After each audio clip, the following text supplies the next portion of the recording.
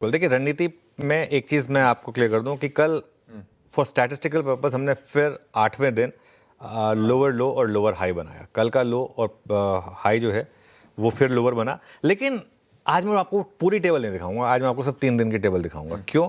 क्योंकि पिछले 3 दिनों में उम्मीद की एक किरण झलकी है। वो क्या है?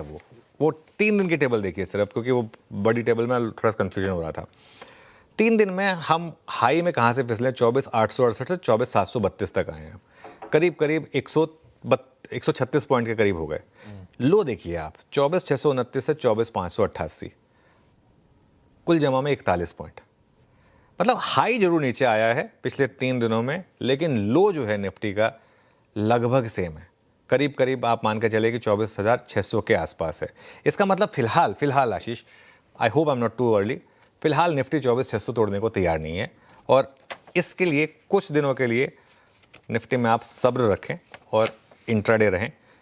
इसलिए देखिए, जिन्होंने पोजीशन शॉर्ट ली वो अच्छी बात है। हमने तो पोजीशन शॉर्ट की बात की नहीं, तो उसके लिए हम उस बात करेंगे भी नहीं।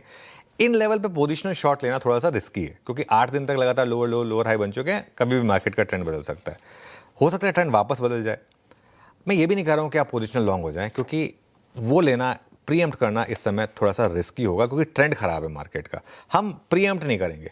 बॉटम कहाँ है ना, ये हम बाजार को बताने देंगे। हम नहीं उसमें एक प्रीएम्प्ट करेंगे कि मार्केट में बॉटम कहाँ पर है। जिस दिन निफ्टी ने हायर हाई और हायर लो बनाया, वो एक रिवर्सल का साइन होगा। और उसके बाद गारंटी नहीं है, मतलब हो सकता है एक दिन के बाद मार्केट वापस गिरना शुरू हो जाए, लेकिन एटलीस्ट आपको एक रिस्क रिवॉर्ड के हिसाब से एक पोजिशनल ट्रेड देगी कि उसके बाद आप उस दिन के लो को एक स्टॉप लॉस लगा के एक पोजिशनल ट्रेड ट्राई करें। अगेन उसमें गारंटी नहीं, लेकिन एटलीस्ट आपके पास एक रिस्क रिवॉर्ड के हिसाब से एक अच्छी ट्रेड होगी। तब तक आप स्ट्रिक्टली इंट्राडे रहें, दोनों तरफ ट्रेड करें। स्टॉक स्पेसिफिक अभी भी आशीष शानदार मौके हैं। कल भी हमने बात की थी सरकारी बैंक्स और मेटल शेयरों की, और कल का भी आप दोनों का ट्रेंड देख लीजिए। इंटरडे में और डे हाई पर दोनों इंडेक्स जाकर बंद हुए हैं। इनफैक्ट ये तो कल के मूव्स हो गए। मैं आपको 1 महीने के चार्ट दिखा रहा हूँ 3 स्टॉक्स के, just as an example, Hindustan Copper, Canara Bank और नैल्को।